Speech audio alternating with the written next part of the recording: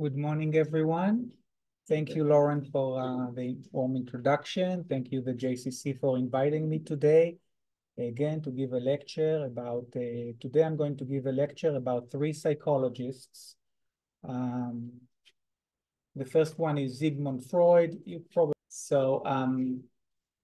first one is Sigmund Freud. Sigmund Freud, Alfred Adler, and Viktor Frankl. So today, I want you to use your imagination because we are going on a time machine and we are going back more than 150 years, but we are going to explore 150 years that really left a big impact on the way we live our lives today. So we are really going to explore the theories, the ideas of these three scholars from when the first one was born, Sigmund Freud. He was born in 1856, until the last one, the youngest of the three, passed away, died in 1997. So roughly from the 1850s to the end of the 20th century. So let's start our journey. And to start our journey, I want to just give you a brief overview about this time, because every scholar, every philosopher, every intellectual, they work in the context of their times. So we're really talking about the age of reason that started at later the 17th century, but let's say the 18, 19 into the 20th century, where in Europe, philosophers, intellectual scholars, they dreamt of a brighter age, and the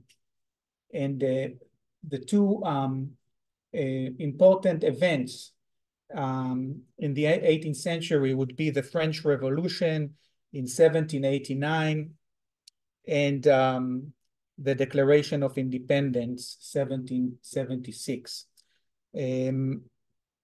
So this is a movement that impacted the whole world, and also the Jewish world. What we see with during the Age of Enlightenment, we see that there was a lot of social ideas that came up that had to do with the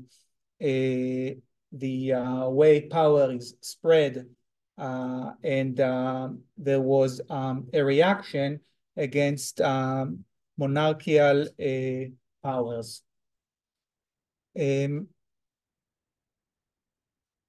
The Jews in Europe, they also went through a lot of changes. So what's important to remember is that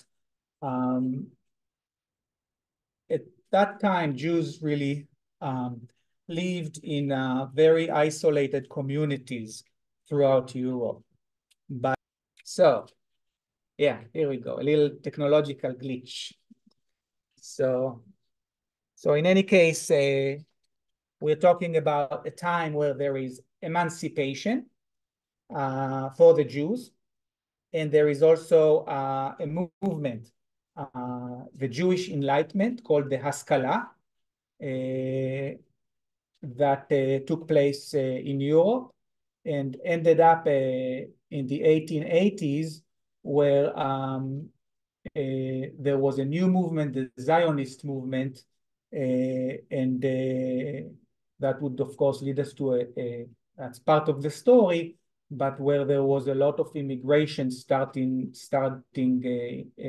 Jews started to immigrate to Israel. Back then, it was called Palestine, but the British Mandate. But back to Europe, because these three scholars, they work in Europe, in the city of Vienna. Imagine to yourself a city that is like maybe New York City of of the 20th century. It's a city where you can find culture and art and a lot of opportunities. And that's why a lot of people move into that city. It's a cosmopolitan city with a multicultural city, and also Jews come into the city.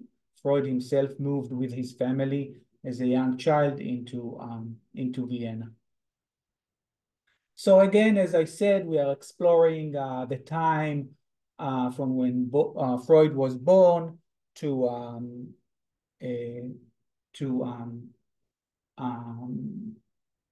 the end of the 20th century, when the last scholar, which is Frankl, passed away.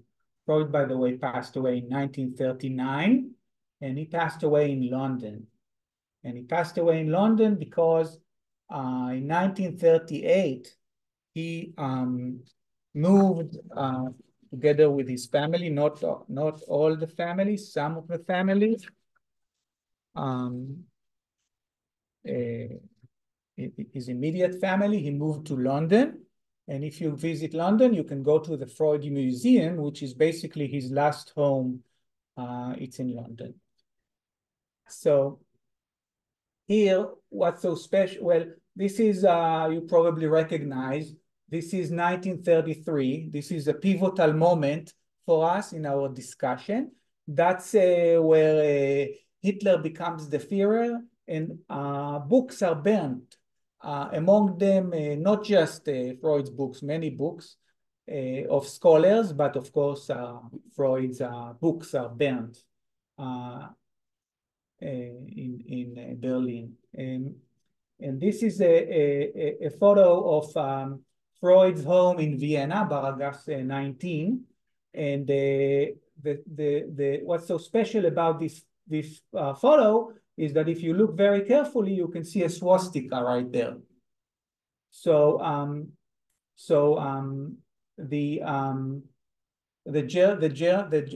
Nazi Germany entered Vienna and Austria in 1938. It's called the Anschluss. The Austrian accepted them. They came in, and this was bad news for the Jews, as you all know. And Freud, with the help of prominent figures, he at first he didn't want to go, but he moved to London. He just had visitors coming to his door, the Gestapo, taking his daughter Anna Freud for a investigation for like 6 hours, taking some money from his safe. He joked about it, that it was the most expensive visit ever at his office. And so a very scary experience. And then he was convinced to move to London. So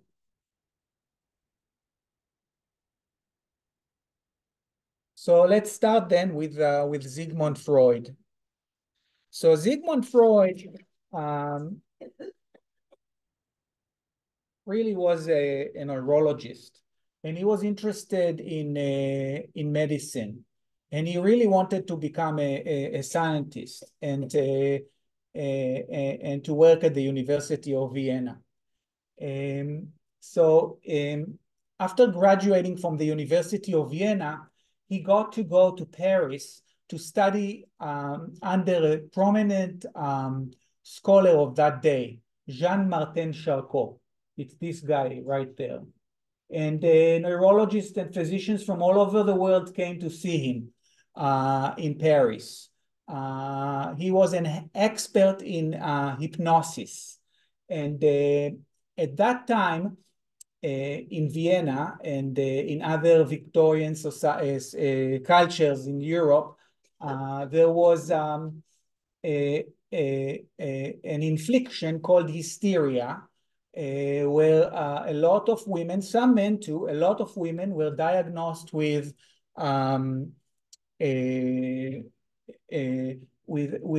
issues that had to do with convulsions,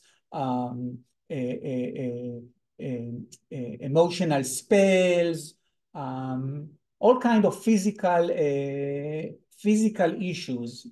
And what Charcot showed to the audience that would come and see his big presentations was that under hypnosis, the symptoms will disappear. So basically, and you have to go back to a time where before we have MRI, before we have all the technology that we have today, right? So this was a revolutionary idea that if the symptoms disappear, it means that the etiology, the reason, what causes the symptoms has to do with something mental. So for example, let's say someone would say that they cannot move their hand, right? And then under hypnosis, suddenly they can move their hand. So basically, that led the road for Freud, for Sigmund Freud, to come up with really a new science, the science of psychoanalysis, a science where you examine emotions and you try to understand how emotions, in his mind, repressed emotions, impact one's life. So Freud goes back to Vienna, establishes a practice in 1895,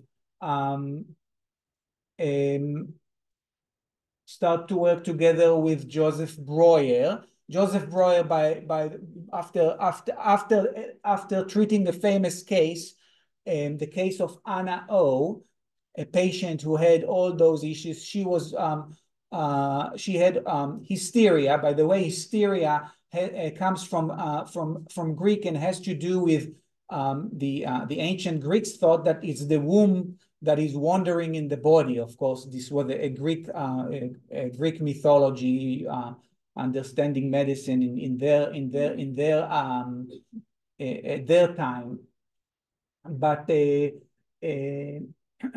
when it comes to hysteria, Anna Ho presented with hysteria. She worked with Breuer. She basically verbalized her issues and problems, and then they saw that it's helping her. She called that chimney sweeping, which has to do with sweeping chimneys, relevant to Europe, not that relevant for us here in Southern California. And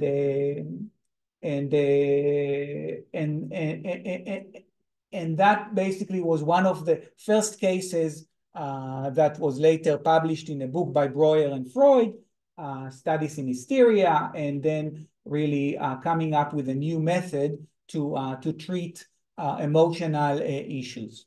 Now, when Freud comes back to Vienna, he is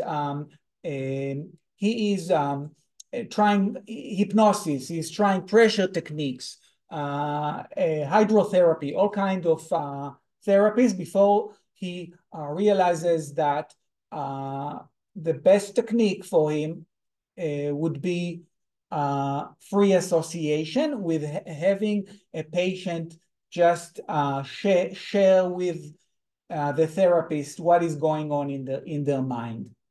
1896, Freud, throughout his life, said that this was a pivotal moment in his life. That's when his father died.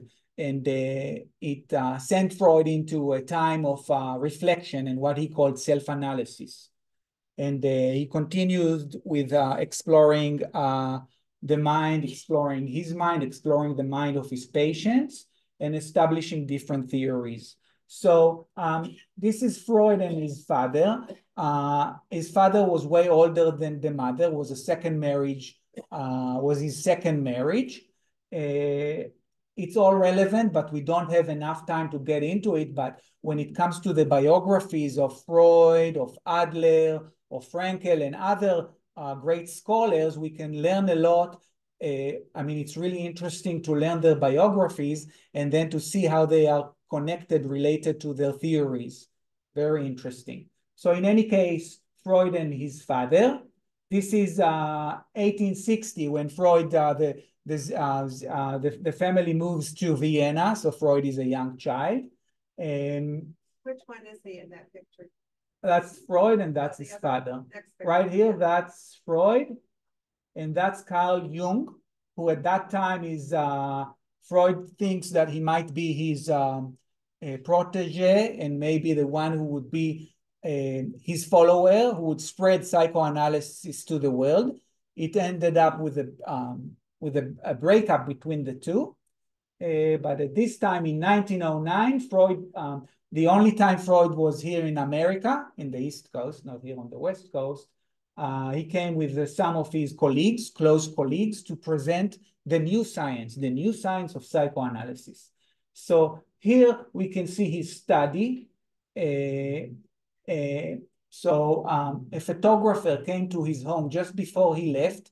They knew that the Nazis are going to destroy it. And in fact, what the Nazis do was that after Freud and his family left the house, the apartment, they used it to house in it many families that they brought into Vienna, as they were shifting and moving families from one place to the other and to the ghettos and so forth. So it was important for the photographer to take photos of his house. I'm going to pass around, actually.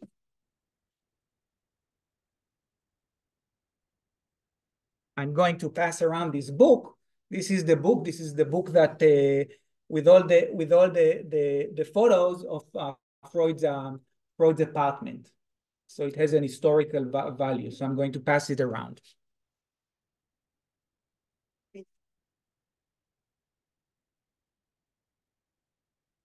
By the way, if you go to London and you go to Freud's museum, you can get a Freud beanie. So. And all kind of other tchotchkes. They sell, like we live at the 21st century, consumerism is big, right?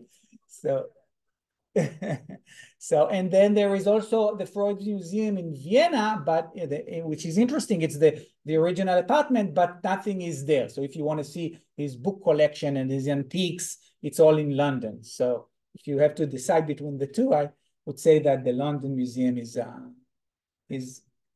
not, I don't know. They're both interesting and relevant. In any case,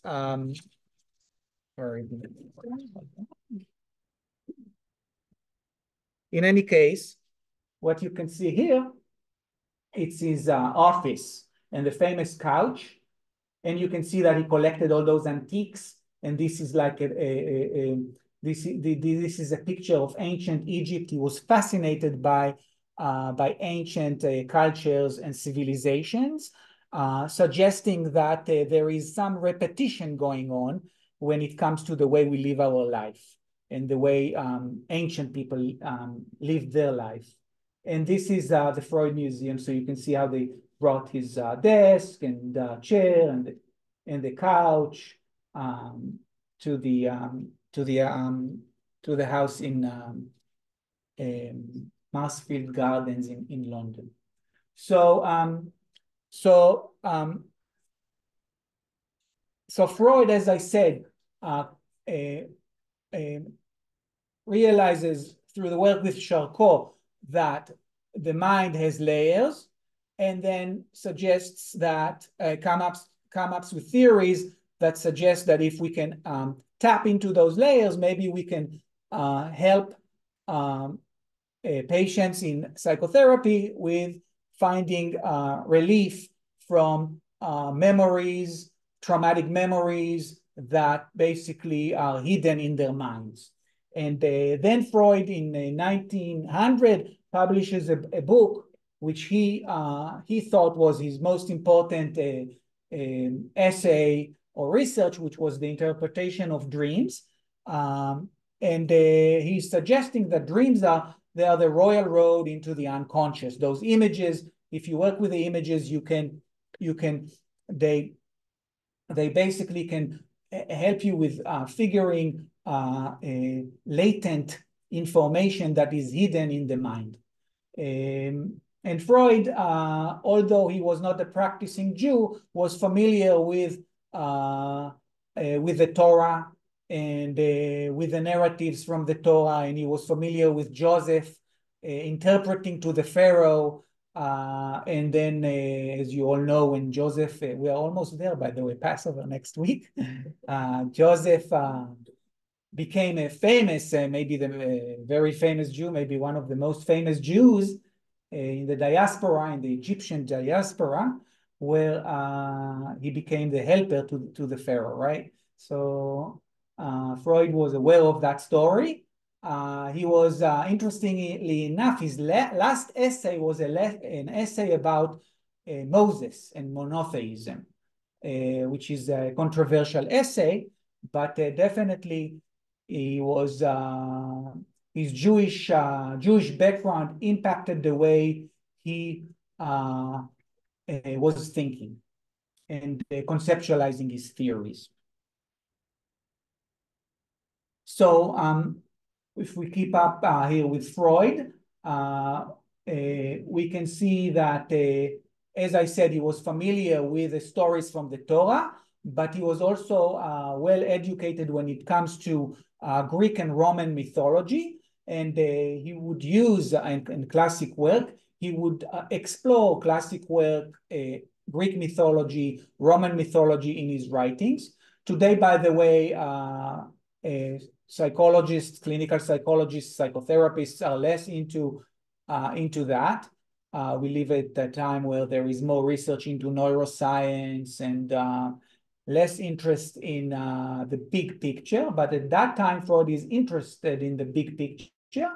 And what he does, he links the life, the inner life of us, he links it to the Greek mythology. And of course, you all know that the famous story that that he uses is the play by Sophocles, Oedipus Rex, where Oedipus becomes a king. Here he is asking a question to the Sphinx, which is a mythological creature, and he becomes a king of a city just to realize his destiny, that on the way, when he was on the road, he slaughtered his father. He ended up in that city marrying his mother. He didn't, you know, that's the Greeks. They are, they are experts when it comes to drama. And then, of course, he blinds. I mean, Hollywood, it's like it's all being, you know, it's all recycling, right? So then, of course, he's blinding himself. He's full with guilt, and he's saying that this is relevant to the relationship of boys and their fathers. And it's interesting how I told you that his father was older. And this is the famous case of Little Hans from 1909.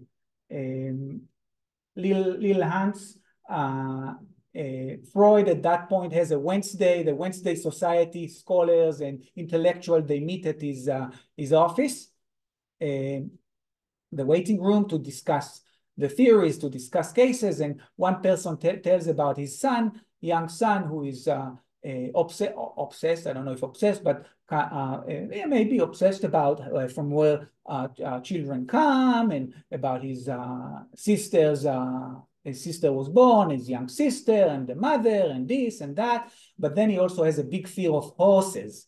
So for Freud, it's not just that he's in the streets of Vienna, where at that time you would see a lot of carriages and horses. Might be scary for a little boy, right? And that's the end of the story. For Freud, no, it's a displacement. It's really a fear of the authority, the authoritative father, displaced into the horse.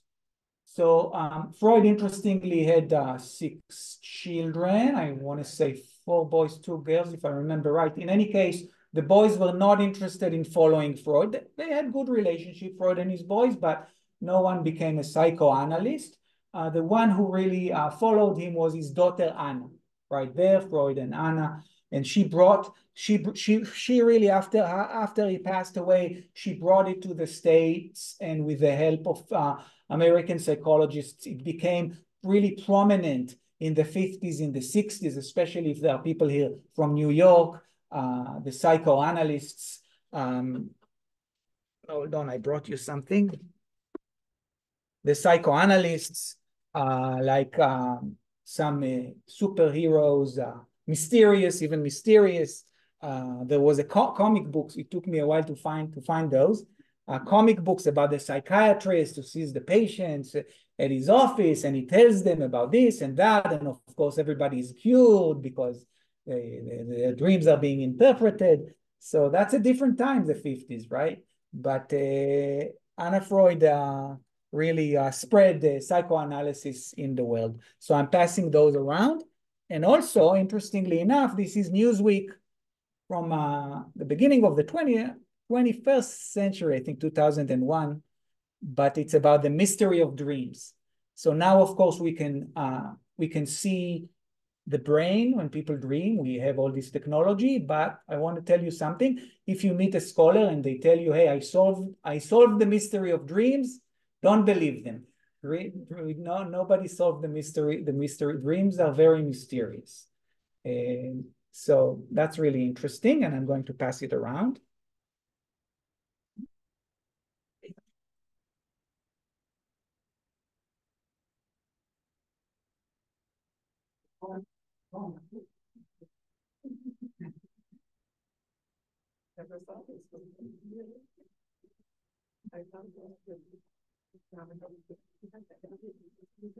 Okay, so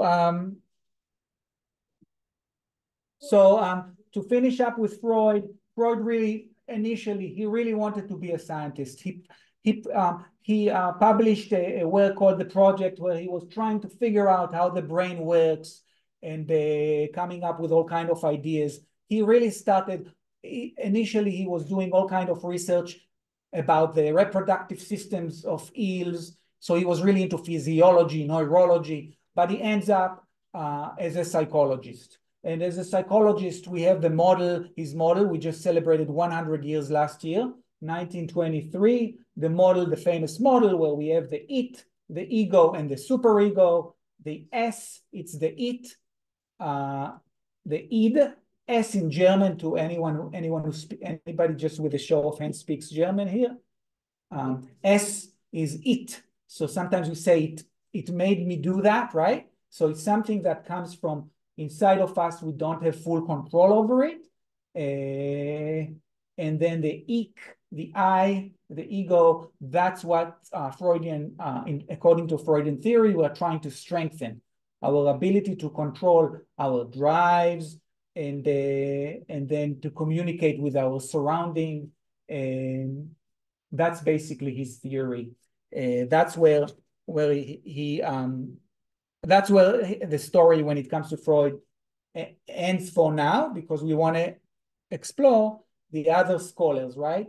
I'm aware of the time, so I want to explore the other scholars. So with Alfred Adler, he graduated university in 95. That's when Freud already establishing a practice. And he joins the Wednesday Society in 1902. And in 1908, he publishes an interesting paper about an aggressive drive. And at that time, Freud really didn't like that.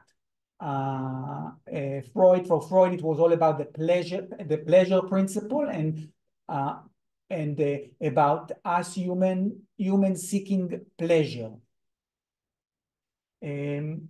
So today, of course, later, by the way, I think it was on the other slide, in 1920, Freud talks about beyond the pleasure principle, introducing the aggressive drive, a destructive drive. And today it's obvious for all of us in the 21st century that we humans are driven by both pleasure, but also we have the ability to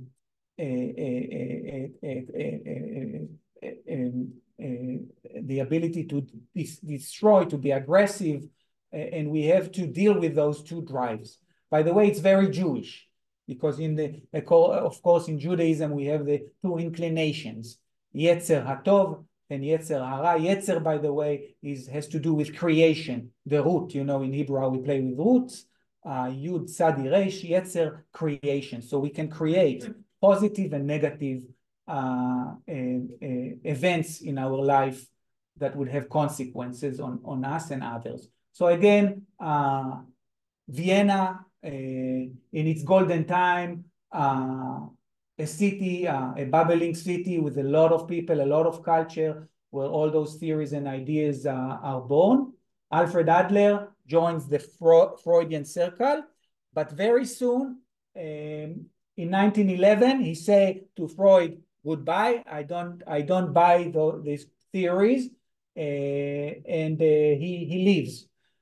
He criticizes Freud that Freud is too analytical. He establishes a school that is called individual psychology, from the word individuum, which has to do with something that cannot be divided. So he basically brings to the field of psychology an holistic idea, the idea that, well, you know, we can sit down for 4 months, 6 months, 1 year and try to analyze a dream, but still we are not going to be thorough with the analysis. It's just that things are way, way, way more complex and complicated. He's really important because he impacted our field in many ways. He opened clinics. He married a Russian woman and who was a socialist, and they opened a lot of free clinics in Vienna. However, in 1932, guess what? They are closed, the clinics. By who? By the Nazis, right? And then in 1935, he moves to New York. But he brings up a lot of important ideas that are still with us, such ideas as working face-to-face, not using a couch, ideas that, well, the whole idea that when it comes to our social life, it's really, really crucial. With Freud, we are talking about some sort of a closed system in the mind that has to do with biological drives and this and that. Remember, it's the bridge between the body and the mind, which is still relevant today. We are still exploring that. But with Adler, we are going now into the place of sociology and how it impacts the way we live our lives. So, as I said, working face-to-face, spreading the social services, trying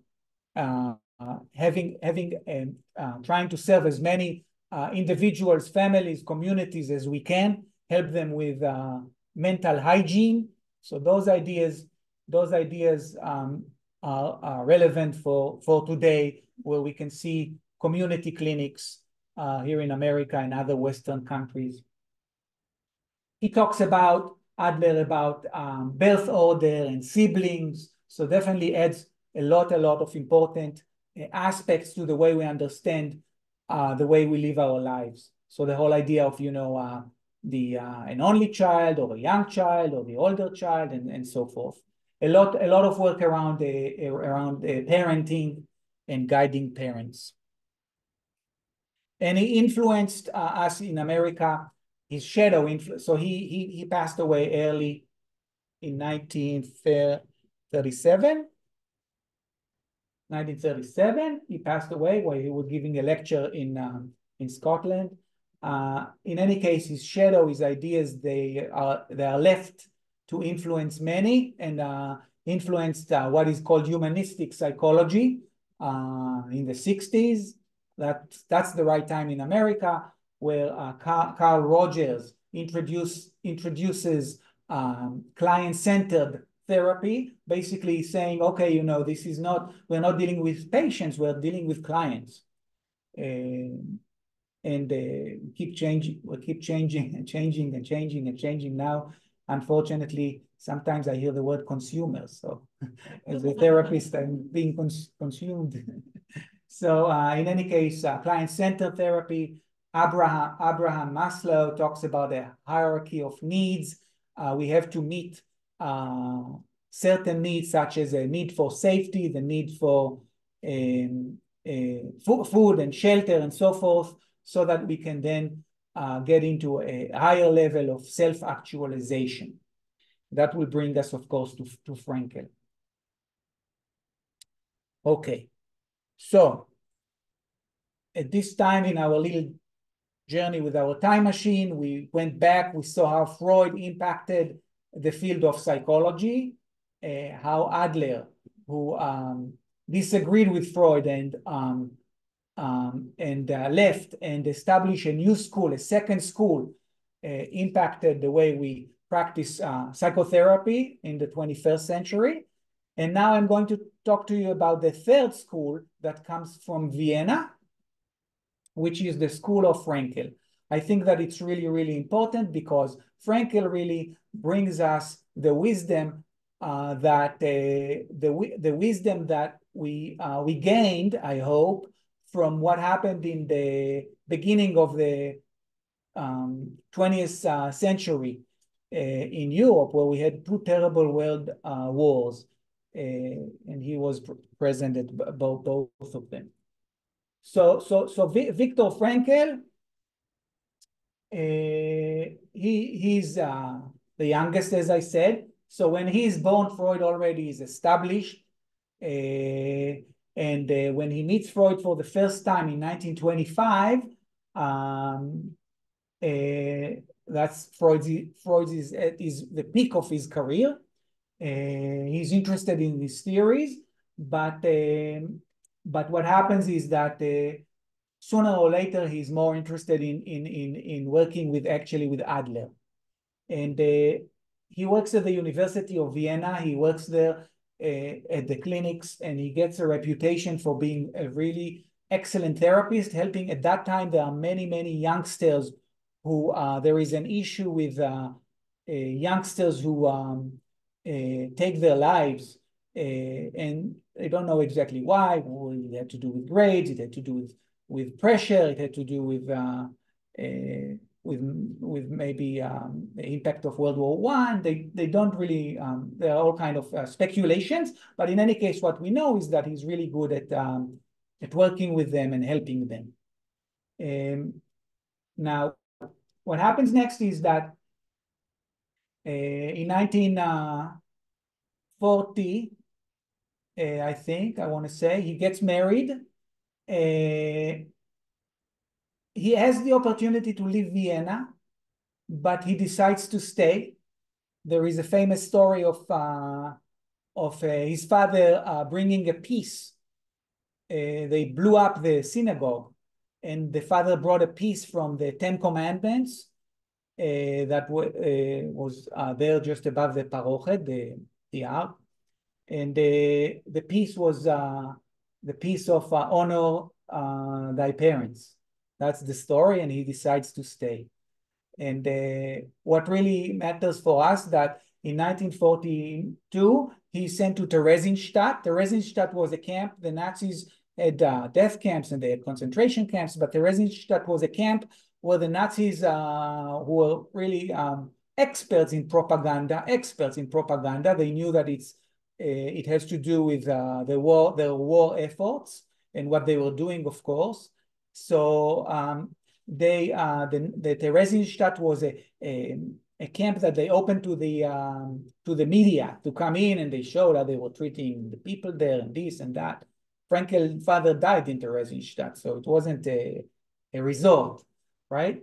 And Frankl ends up in 4 camps, death camp like Auschwitz, where 90% of the people who would step in Auschwitz will die, and other camps. And he comes to realize that if Freud talks about pleasure, if Adler talks about the will for power, Adler, just briefly, as a young child, he was a sick child, really sick child. So all his theories are about compensation, and he has this theory that suggests that all of us has an inferiority complex, and we try to compensate and to master our inferiorities. So that's his suggestions, again, based on his own biography. So we have these two, and now we have the third Viennese school, Frankl, who suggests that it's about meaning, that we are motivated by the search for meaning. And he establishes a school called logotherapy. The word logos in Greek means word, but also means meaning. So meaning, we all look for meaning, and even in the most difficult places, meaning will help us with our difficulties and pain. So in his books, he talks about how in the camps they would go out to watch the sunrise or the sunset. It would bring them joy, feelings of joy. Of course, with celebrating holidays, Jewish holidays. So basically, he's bringing into psychology, psychotherapy, something that is very important for what we do today in the 21st century, is searching for meaning and helping people with finding meaning. If you get up tomorrow and you find meaning in collecting something, in studying something, in some sort of a hobby, this is going to bring you a lot of healing and would help you when it comes to your mental life.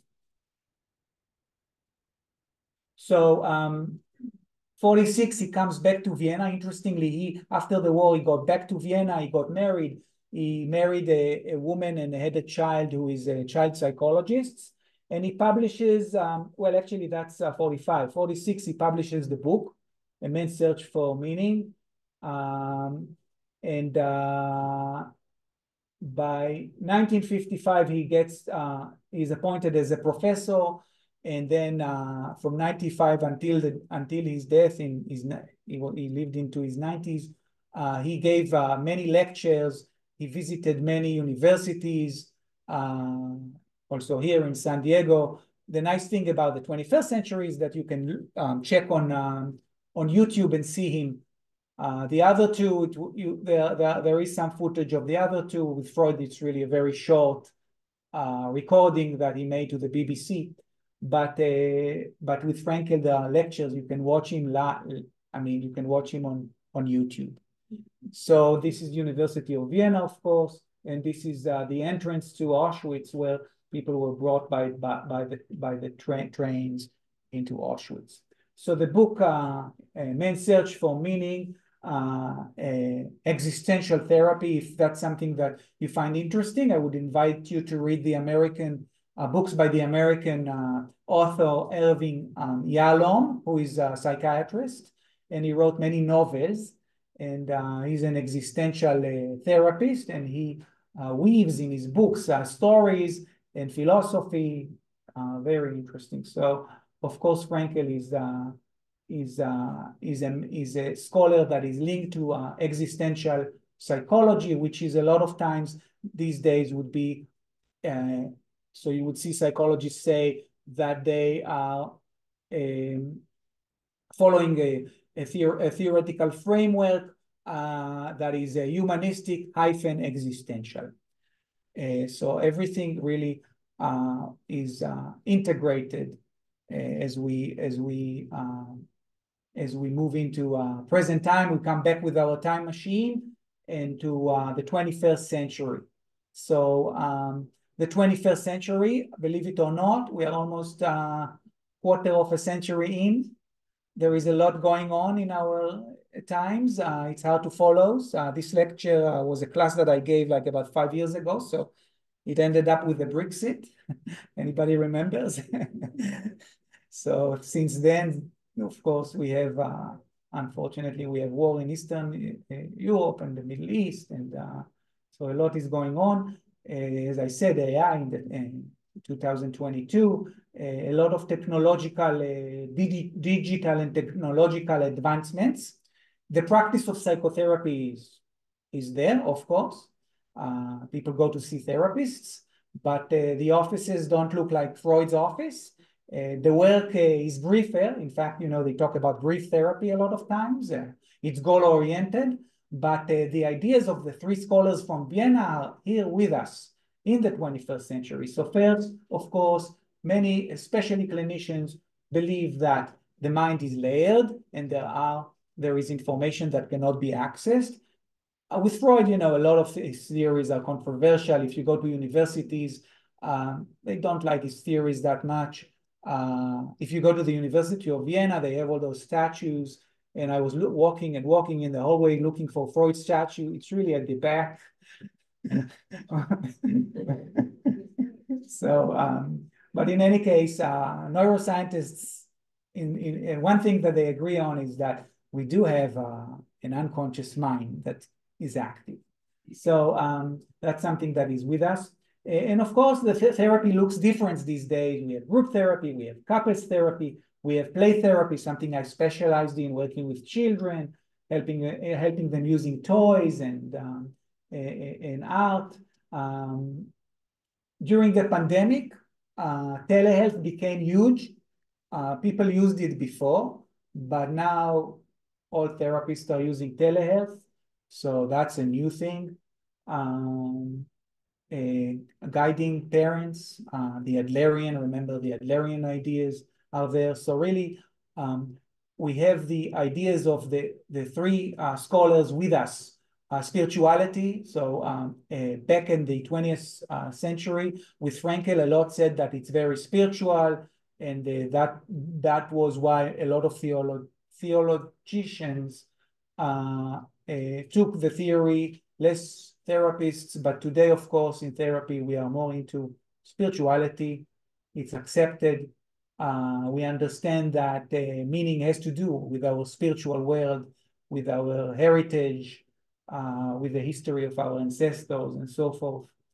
So, yes, with Freud, of course, you all know about how somebody would tell you, oh, you're so anal, right? And this, of course, was a problem with Freudian theory, where it was very reductionistic at one point, and they were saying, okay, if you are at 25 doing this thing, then at 5 you are doing that thing, and that's not the right way to do it.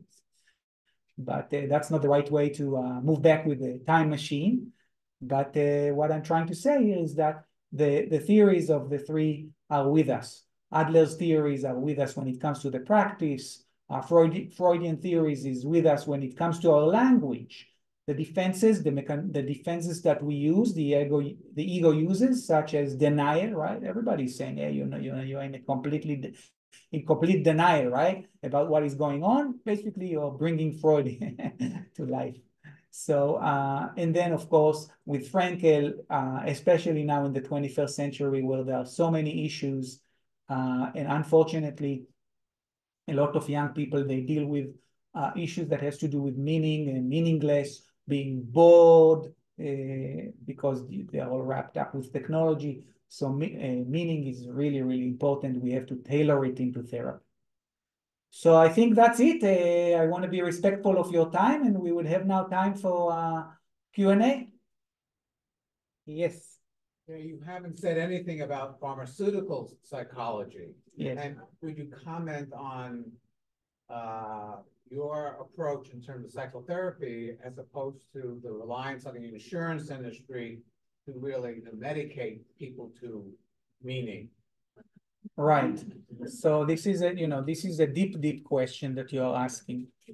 And of course, I have here limited time. I told Lauren 45 minutes. We are talking for an hour, right? We can talk for 2 more hours.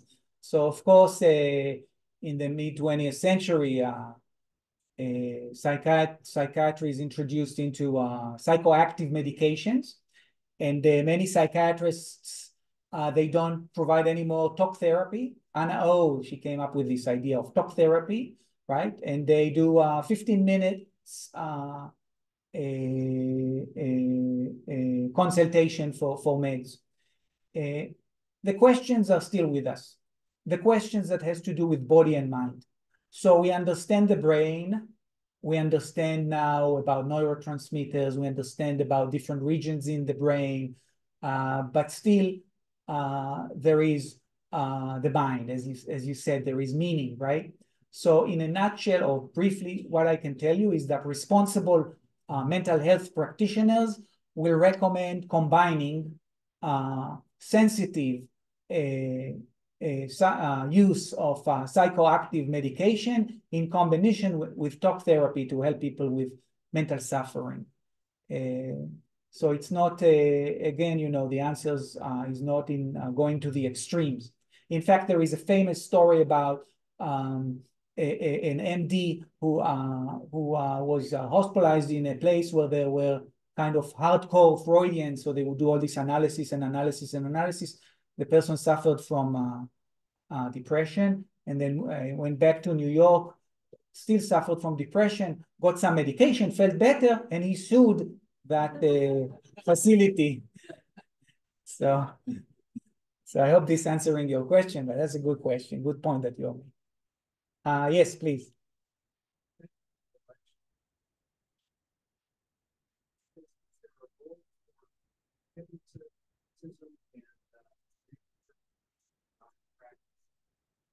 Yes. So I'll repeat, I was asked to repeat the question. So the first question was about psychopharmacology, and this question is about hypnosis and dream interpretation.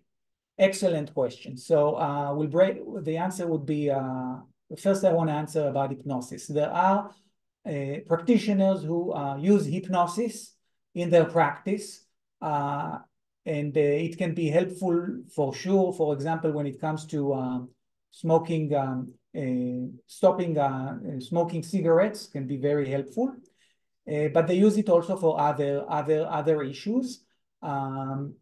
So hypnosis is still practiced. The thing is that, and that's why Freud actually neglected the work with hypnosis, is that not everybody can be hypnotized. Not every therapist want to use hypnosis. So there is still room for research about hypnosis, which is fascinating, and to work with it. Unfortunately, of course, as we go with our time machine back in time, hypnosis also was abused like everything else. Every good thing, right, is being abused. It was abused by because it's about suggestibility and suggesting people what to do. It was abused by influencing people at different settings, academic settings, a lot of times associated with sexual misconduct. So yes, there is room for hypnosis and to explore hypnosis, and there are people who work with hypnosis. But Freud, he replaced hypnosis with free association, basically suggesting that this is also a way to tap into the unconscious. By the way, now we see a lot of practitioners who are into actually studying psychedelics, which is, they want to be brief. So instead of, talking for 3 months or 4 months or 5 months, let's use microdosing and this and that. I'm not specializing in it or an expert in it, but it's out there and you can read about it. When it comes to dreams, that's really interesting. I spend a lot of time thinking about it. I think that I want to say again, I'm a practitioner, but I want to say that it's possible that there is less people that come to therapy are less interested in exploring their dreams. I think that what happens is that we are all we are swimming in digital media and images. So I think that we are to some degree are less fascinated by the images that come up to us at night. So, but there is room for dream interpretation. The way it's done is that you look for the elements in the dream and you use that as a springboard to jump into the session and to deal with the issues. So you will spend less time with the images and the elements. And at Freud's time, they published all those symbols. I didn't talk about Jung, but Jung was big on symbols. And how symbols it can be multi-layered. So if all of us now go to the San Diego Museum of Art and we look at a nice painting, we might have different ideas. And here we are, in the world of psychology, where you have like 2 psychologists and 3 opinions, right? So I hope this is kind of answering the question. Yes, please. And then there's a school of thought that believes that sometimes a cigar is just a cigar. Yeah, exactly. Yes, right. And the story is that it was a student shouting to Freud from the back of the auditorium, right? Something about what he said. And he said, sometimes a cigar is just a cigar. And here is another story, nice story. Because again, it's a deep question, but I'll give you just a story. When they were on the boat coming in 1909, Freud and his colleagues, they were younger, right? On the boat, they were doing dream analysis one to the other. Well, they didn't have Netflix and Prime, and they couldn't binge on all those shows, right? So they were doing dream analysis. So Freud then suddenly said, no, no, I analyze your dreams, but you do not analyze my dreams. So yeah, definitely, you know, when it's done right, we have to be very, very careful and very careful with jumping into conclusions. And sometimes a cigar is just a cigar. Yes. That's a hard one to talk. Do you have any thoughts on autism since you work with play therapy? I was just curious if you have any thoughts on like the causes or any other like that. Yes, so the question is about autism, the autistic spectrum. So again, to be honest with you, so I didn't tell you, but the first psychological lab was opened in 1879 in Leipzig, Germany. So we're talking about a very, very, very young science. So we have to be really humble. So when it comes to autism, it's a mystery, to be honest with you. And now they talk about neurodivergent kids. One problem, of course, is that we, as I said, you know, there are good things, bad things. One problem with the field, clinical psychology, is that we became heavily, we are really heavy on diagnosing individuals. These three scholars are really into the narrative, into looking into the stories. Now we live at a time where, you know, it's a lot of times it's just about diagnosing. When it comes to autism and schizophrenia, it's really on a spectrum. It's a case by case. It's a story. It's complicated. There is an interchange of environmental causes and biological causes, and we have to be very, very careful as we move forward. We continue with the research. So good. Yes. Yeah, I'm interested in the idea that I've heard that October 7th was a kind of an existential moment for the state of Israel, for the whole country. Is there anything, do you have any thoughts about that, about how a search for meaning can rip an entire country? Yes, this is, so the question is a question about the October 7th attack. So, and the way you phrased it, you said that it's really impacted the whole country when it comes to, it's an existential impact on really the whole country, right? Yeah. So here is something that I want to say to answer your question, because I also teach at 3 universities. I'm an adjunct faculty at 2 universities where I teach psychology, and the UCSD extension where I teach play therapy.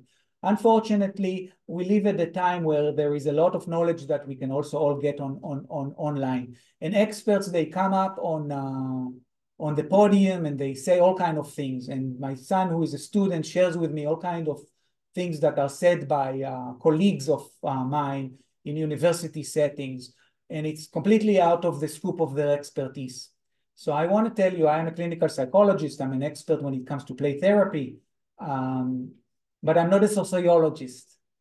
So I think this is more a question for a sociologist. But when it comes to clinical psychology, it's obvious for us that when people come to us into the room, they bring the outside world into the room. So now in Israel, I can share with you that there is a lot of, when I go on Israeli websites, a lot of training going on to help with patients who suffer from PTSD.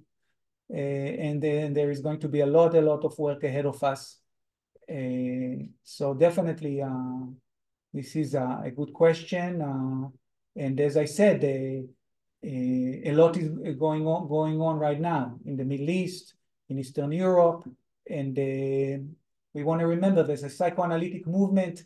Was when Freud moved to London, it was destroyed by the Nazis. The Nazis had their own school of therapy, and the stories. I always like the gossip because you learn the most from gossip. The story is that Freud's books, they were hidden in a cabinet and they were locked.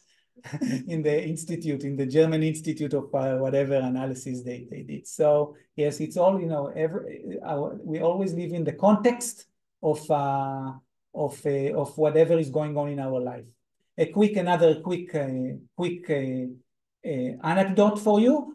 Sometimes students, you know, they're not interested in Freud. They tell me, what are you talking about? Freud was using cocaine, right? So I tell them that at that time when he used cocaine in the 1890s, you could buy it over the counter at Macy's. So, and he really was invested in research about it. Then there was another scholar who got into research about it, using it for eye surgery. So it's all really, we all have to think really deeply, think about the context, but also be very careful with not stepping on the boundaries and being responsible as speakers when it comes to what is going on out there in the world. Yes, thank you. Yes. Thank you so much for the lecture. So I have two questions. Would you say that this comic book is the product of Eddie Bernays, son-in-law of Freud? And secondly, why are there no more logotherapists practicing logotherapists today? You would say that the young school of thought is logotherapy. Right?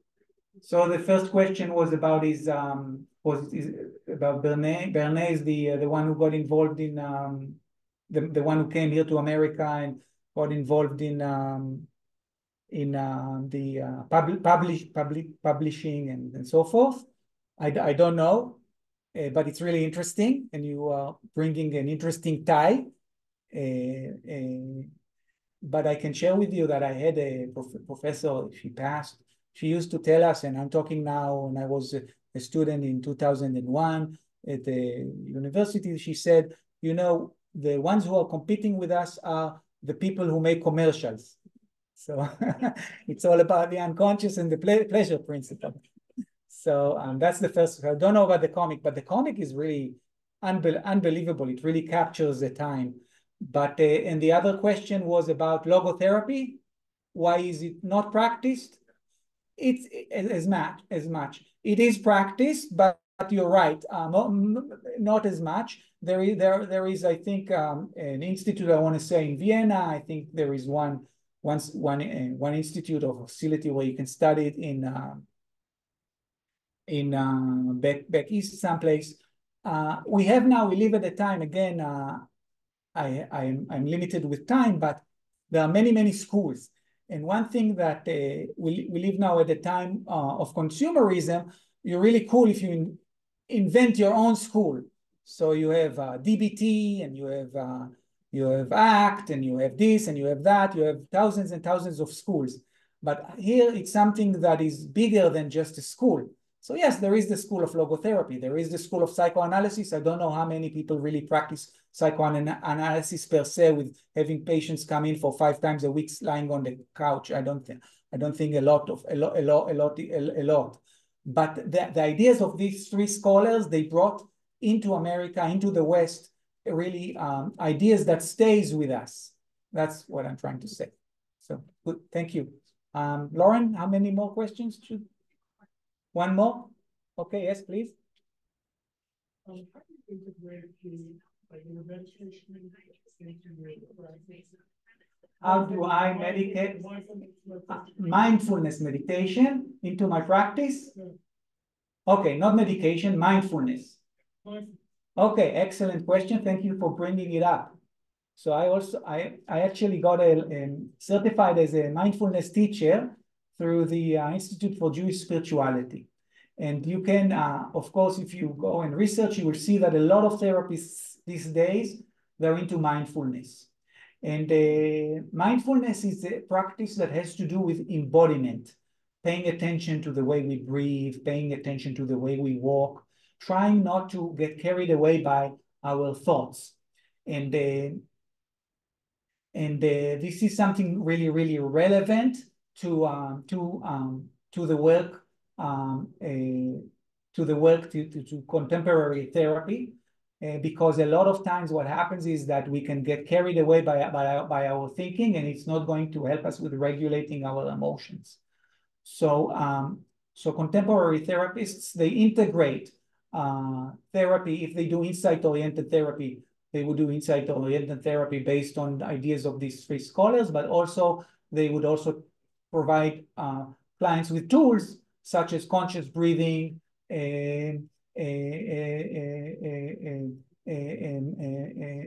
progressive muscle relaxation, and other techniques to help with regulating emotions. So mindfulness is really powerful.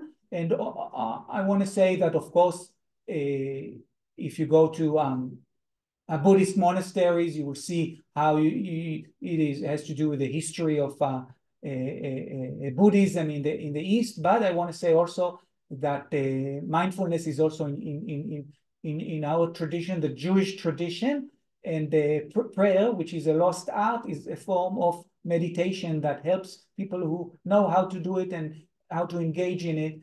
This is a way for them to regulate their emotions, and then they might not need to see me.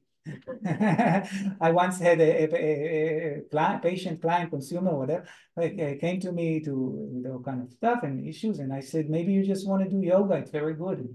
And she started, and then she fired me. She said, I found a nice studio, and it's good. Oh, good. When I was young and I went to a therapist, I told him, I like what you do. I want to be a psychologist. He said, it's fun. You have all those people come to you. He said, yeah, all the people come to me, but then they leave. So here we are at the end of the lecture, and thank you everybody for being here.